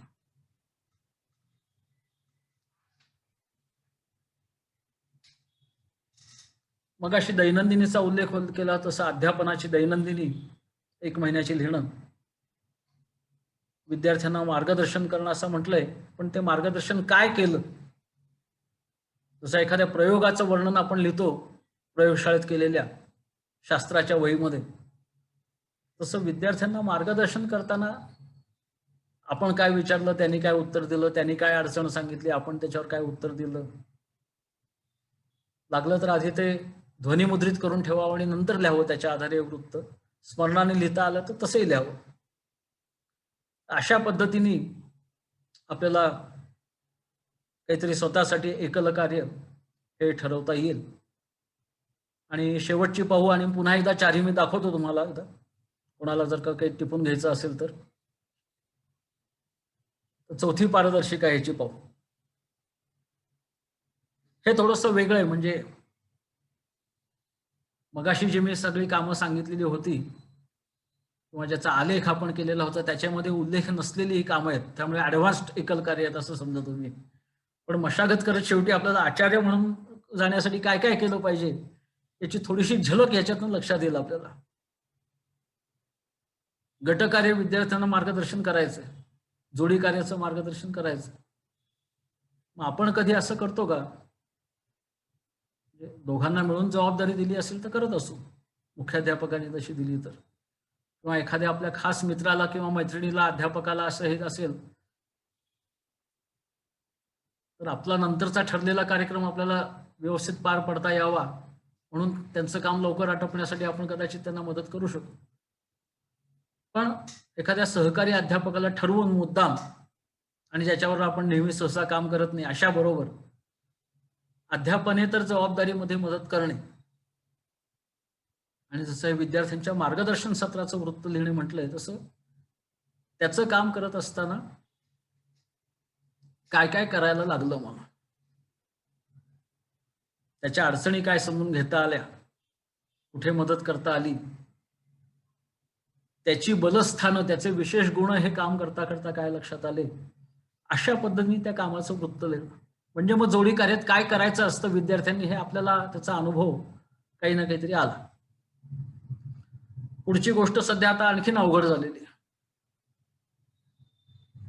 3 विद्यार्थ्यांच्या गृहभेटी करणं, विद्यार्थ्यांच्या घरी जाणं आणि तक्रार करायला म्हणून नाही, अडचणी सांगायला म्हणून नाही, तर त्याची आणि त्याच्या कुटुंबाची ओळख करून घेण्यासाठी विद्यार्थी आपल्याला अधिक चांगला कळावा याच्यासाठी त्याच्या कुटुंबाची ओळख असायला लागते. विद्यार्थी अधिक चांगला कळावा म्हणून तो ज्या परिसरात राहतो त्या परिसराची ओळख आपल्याला असायला लागते, पण ती पुढची गोष्ट आहे. पण निदान आपण, आणि हे मी अनेक अध्यापकांशी बोलून 3 म्हणजे खूप झालं असं म्हणून 3 लिहिलं. तर मी जेव्हा शिकवायचो ज्ञानप्रबोधिनीत 10वीत 80 विद्यार्थी असायचे, मी 10वीलाच मुख्य शिकवायचो. 5 वर्ष 10वीच्या सगळ्या विद्यार्थ्यांना जे शिकवलंय ते 80 गुणिले 5 अशा 400 विद्यार्थ्यांच्या घरी त्या 5 वर्षामध्ये मी गेलेलो होतो. काही राहिले होते ते 10वी झाल्यावर सुद्धा त्यांच्या घरी गेलेलो होतो. आणि मी खूप समृद्ध झालो त्याच्यात, की माझ्या मनात काय कल्पना विद्यार्थ्यांच्या प्रगतीच्या आणि त्यांच्या आईवडिलांच्या काय आहेत, मुलांच्या मनात काय आहेत. आणि 5 वर्षामध्ये सुद्धा परिस्थिती बदलते हो. 85 साली ज्यांना मी शिकवलं त्यांच्या अपेक्षा आणि 90 साली ज्यांना शिकवलं त्यांच्या अपेक्षा या बदललेल्या होत्या. त्यामुळे आपण अद्ययावत राहण्यासाठी जसं डॉक्टर पेशंटच्या नाडीवरती बोट ठेवतो, तसं आपल्याला विद्यार्थी मनाची नाडी कळण्यासाठी ह्या गृहभेटी होत राहणं हे अतिशय आवश्यक आहे.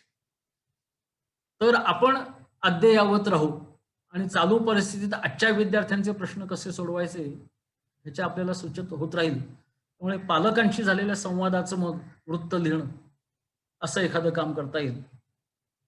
आणि ज्ञानप्रबोधिनीतर्फे हे योजलेलं आहे. ज्ञानप्रबोधिनीच्या शैक्षणिक भूमिकेचं हे विशेष आहे. पुस्तकी शिक्षण किंवा शालेय शिक्षण हा काही कप्पा नाही, तर त्याचा उपयोग समाजात बाकी सगळ्या ज्या गोष्टी होत असतात त्याला झाला पाहिजे.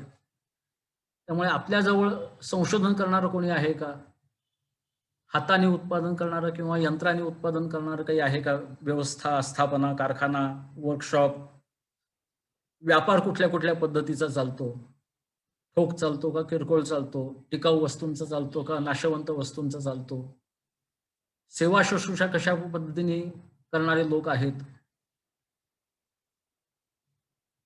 कलाकार आपल्या आजूबाजूला राहणारे कशा पद्धतीने त्यांच्या कलेचं उपयोजन करतात,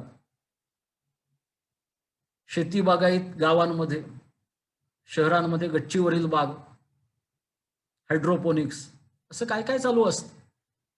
आणि असं करणारी जी काही केंद्र आहेत, घरं आहेत, संस्था आहेत, आस्थापना आहेत, त्यांना भेट देणं एकट्याने किंवा विद्यार्थ्यांसह गेलं तर विद्यार्थी त्यांना पाहिजे ते पाहतील. आपण एकट्याने गेलो तर तिथली माहिती घेणं आणि ते जे काही पाहिलं त्याचा आपल्या अध्यापनात काय उपयोग करता येईल, कसा उपयोग करता येईल याच्याबद्दलचा प्रस्ताव लिहिणं. असा विचार करता आला आपल्याला ना, की आपल्या पुस्तकी अध्यापनाचा विद्यार्थ्यांना कशा कुठल्या क्षेत्रात उपयोग होऊ शकेल हे आपली दृष्टी तयार झाली तर आपण आचार्य होऊनच गेलो. आपल्याला मग सारखं सुचायलाच लागेल. तर अशा ह्या 4 गोष्टी एकल कार्यच्या, एकदा पुन्हा एकदा त्या 4ही पारदर्शिका पाहू. कोणाचे काही सुटले असेल तर थोडा वेळच ठेवणार आहे मी, 10-10 सेकंद.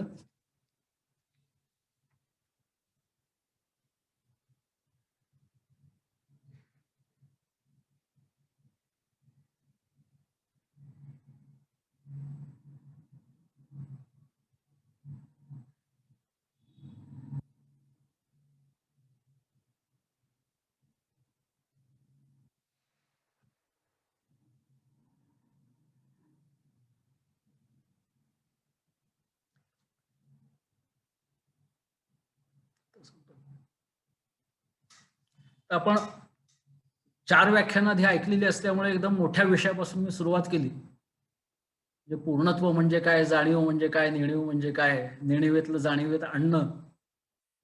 तर नेणिवेतलं जाणीवेमध्ये आणलं म्हणजे सगळंच आपल्याला यायला लागलं. कारण नेणिवेचं असं म्हणतात मानसशास्त्र, की जशी व्यक्तिगत नेणीव असते तशी समूहाची सुद्धा नेणीव असते. आणि आपण त्या विहिरीमध्ये किंवा खाडीमध्ये हात घातला की फक्त व्यक्तिगत नेणीव नाही तर सामाजिक नेणीव किंवा समूहाची नेणीव, सगळ्या मानवजातीची नेणीव ती आपल्याला मिळू शकते. त्यामुळे कोणीतरी विचारलं की आचार्य विश्वसंत होईल का? खरंच जो आचार्य झाला तो झाला विश्वसंत, पण मोठा प्रवास येतो आणि आपण त्या सगळ्या वाटेवरचे वाटसरू आहोत सगळे, पण सतत आपण पुढे पुढे पुढे पुढे जात राहायचं. तर ती जी कल्पना पूर्णत्वाचे प्रकटीकरण म्हणजे शिक्षण, आणि त्या शिक्षणासाठी आपल्याला फक्त अध्यापक असून चालणार नाही, आपल्याला आचार्य बनण्याच्या दिशेने वाटचाल सुरू करायला पाहिजे. त्याचे वेगवेगळे आयाम काय आहेत, पैलू काय आहेत, हे सगळं मांडत मांडत आचार्य बनण्यासाठी आपली स्वतःची मशागत करण्यासाठी आपल्याला काही एकल कार्य करायला लागतील.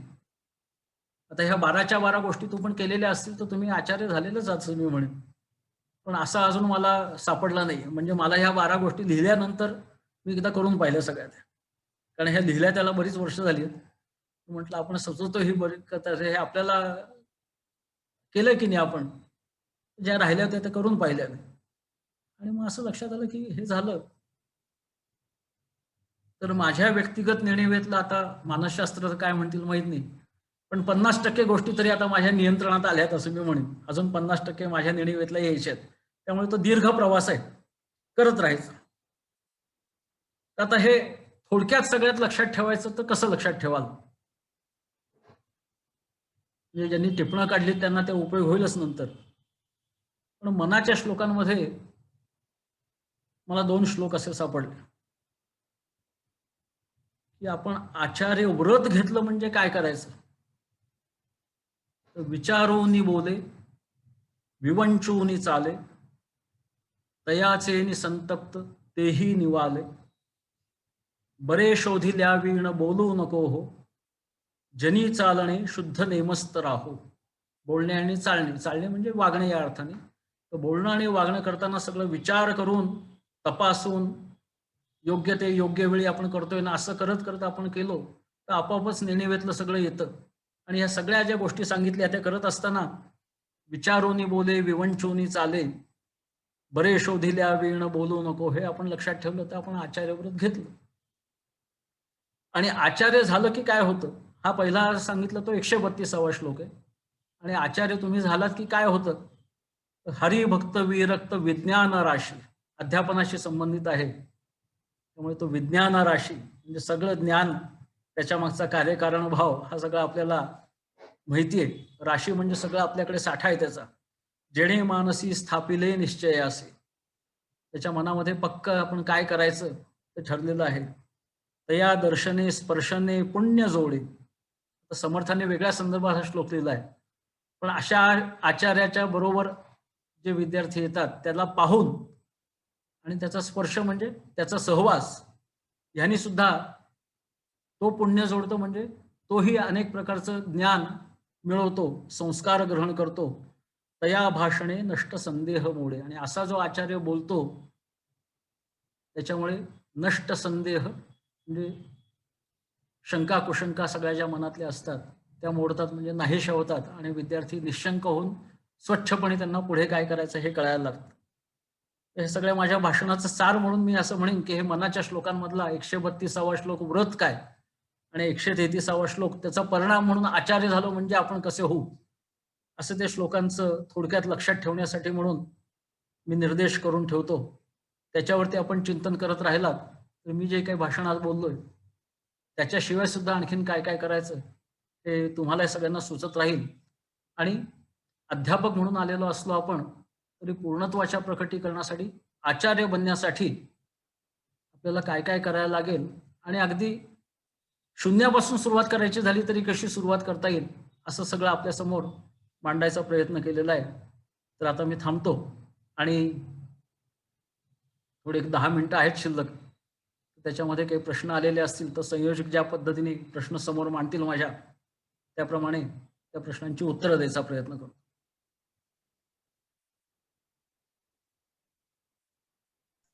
धन्यवाद माननीय गिरीशराव. काही प्रश्न चॅट बॉक्स मध्ये आलेले होते ते मी स्क्रीनवर शेअर करेन. जे आतापर्यंत आलेले आहेत तेवढेच घेऊयात. आता नव्याने प्रश्न घ्यायला आपल्याकडे फार वेळ नाहीये, त्यामुळे मी शेअर करीन स्क्रीन. त्याच्यातल्या काही प्रश्नांची उत्तरं माननीय संचालक देतील.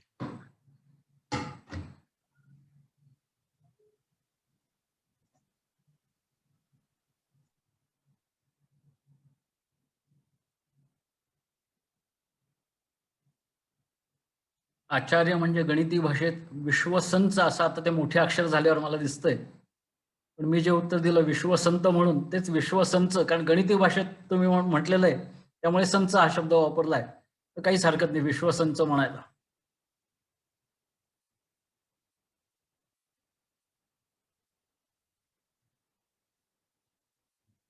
पालक सभा या विषयात आचार्याची भूमिका काय असावी? फार चांगला प्रश्न आहे. तो माझ्या ह्याच्यातला मी खरा गाळलेला मुद्दा आहे.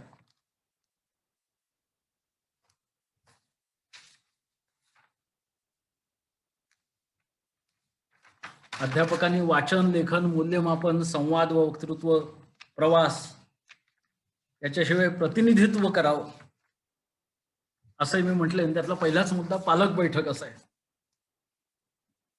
पालक बैठकीत आचार्याची भूमिका काय असावी? तर मी ज्या काही पालक बैठकी घेतलेल्या आहेत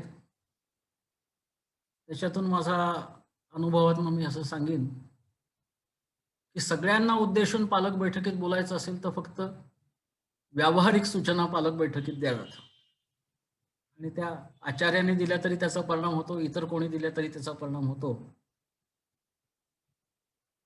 पण पालक बैठकींचे वेगळे प्रकार असतात आणि त्याच्यात जी उपयुक्त पालक बैठकीचा प्रकार मला जाणवला आहे म्हणजे सगळे आचार्य हे वेगळ्या ठिकाणी टेबलाच्या भोवती बसलेले आहेत, म्हणजे प्रत्येकाचं वेगळं टेबल आहे, तिथे बसलेले आहेत, तिथे 2-2, 3-3 खुर्च्या मांडलेल्या आहेत आणि पालक बैठकीच्या वेळेत पालक येत आहेत आणि एकेका आचार्यासमोर जाऊन बोलतायत आणि पालकांशी बोलताना त्यांच्या मुलाचं किंवा मुलीचं सगळं जे काही काम आपल्याकडे शाळेमध्ये आहे ते आपण जवळ घेऊन बसायचं आणि पुराव्यानिशी पालकांशी बोलायचं की ही अशी अशी स्थिती आहे आणि त्याच्यावरती असा असा उपाय करणं आहे. त्याच्यामध्ये अर्थातच घाबरू नका असा धीर आपण दिला पाहिजे आणि तुम्ही काळजी घ्या असं सांगण्यात काही अर्थ नसतो, कारण पालक ते करत नाहीत म्हणून तर ते आपल्याकडे आलेले असतात. त्यामुळे आम्ही असं असं करतो त्याच्यात तुम्ही ही गोष्ट करा, नेमकी जमेल ना तुम्हाला आणि असं असं केलं तर जमू शकेल, इथपर्यंत आपल्याला पालकांशी बोलायला.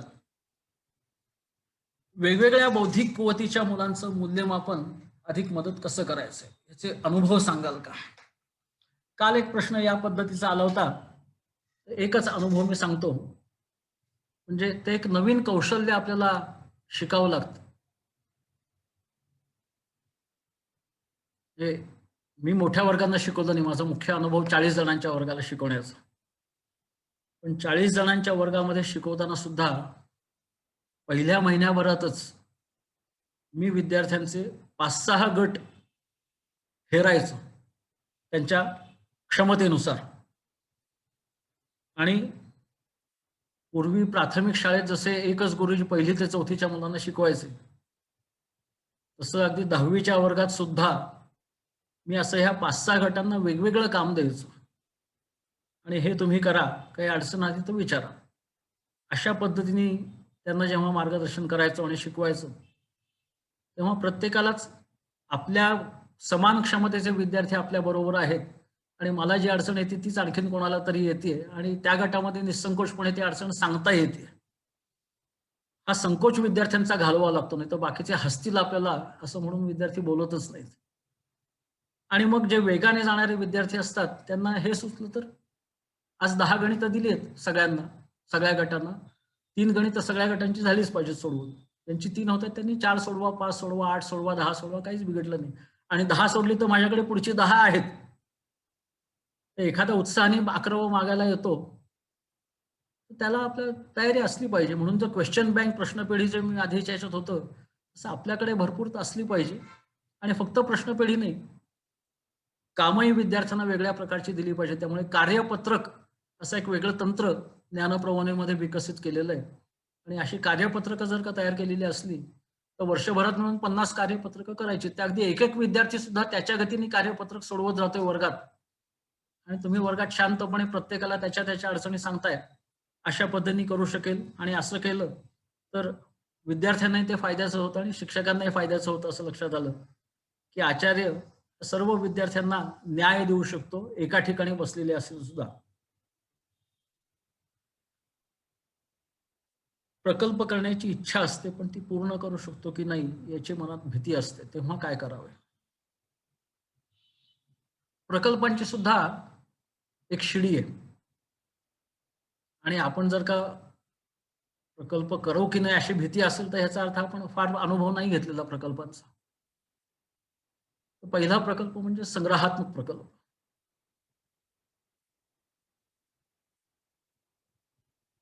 काही वस्तू किंवा माहिती किंवा चित्र किंवा छायाचित्र आणि मुलांपेक्षा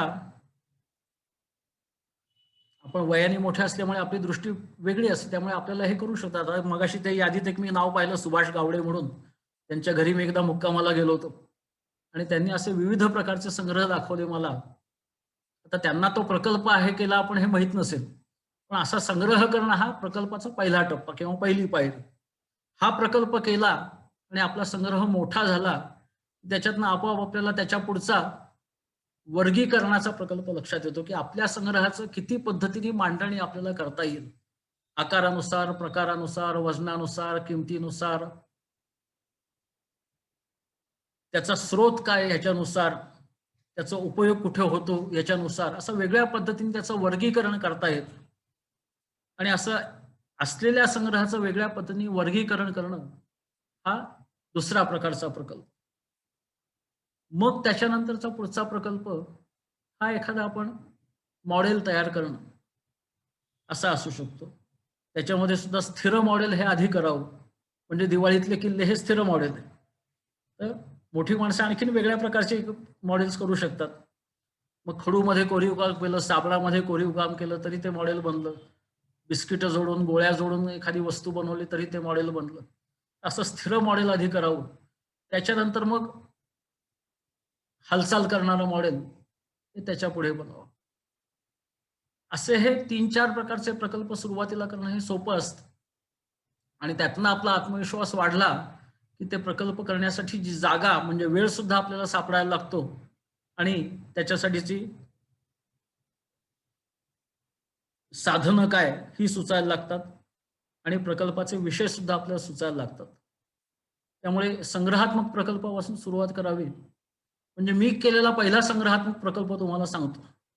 माझे वडील फोटोग्राफर होते आणि त्यामुळे प्रकाशाची तीव्रता मोजण्याचं एक यंत्र त्यांच्याकडे होतं. आणि मग आमच्या घराच्या खिडकीतनं रोज सकाळी 8 वाजता विशिष्ट दिशेने ते यंत्र धरून खिडकीतून आत येणाऱ्या प्रकाशाची तीव्रता मोजणं आणि ते लिहून ठेवणं. आणि असं 6 महिने केलं आणि 6 महिन्यामध्ये रोज सकाळी 8 वाजता आपल्या खिडकीत येणाऱ्या प्रकाशाची तीव्रता कशी बदलते ते आकडे माझ्याकडे गोळा झाले. त्या आकड्यांचं म्हणजे नोंदींचा संग्रह माझा झाला आणि मग त्यातनं आलेख आणि मग कुठल्या महिन्यात काय वगैरे असं आणखीन वर्गीकरण करत गेलो. तर इतकं साधं आहे, आपल्याकडे जे काही उपलब्ध आहे त्याच्यातनं आपल्याला हे प्रकल्प करता येतात. आणि शेवटचा प्रश्न, आता वेळेअभावी इतकेच प्रश्न घेत आहे म्हटलंय, सहकारी अध्यापक यांचे प्रेरणा जागरण कसे करावे? ती आपली जबाबदारी आहे का असं पहिल्यांदा विचार करा. म्हणजे अध्यापकांचं प्रेरणा जागरण करणं ही मुख्य जबाबदारी मुख्याध्यापकांची. आता तुम्ही मुख्याध्यापक असलात आणि बाकीच्यांना सहकारी अध्यापक मानत असलात तर चांगलंच आहे. तर शासकीय पद्धत मला वाटतं त्याला उपशिक्षक म्हणायची, त्याच्यापेक्षा सहशिक्षक म्हणणं हे चांगलं नक्की. आता आपण मुख्याध्यापक असो किंवा नसो, त्यांचं प्रेरणा जागरण कसं करायचं?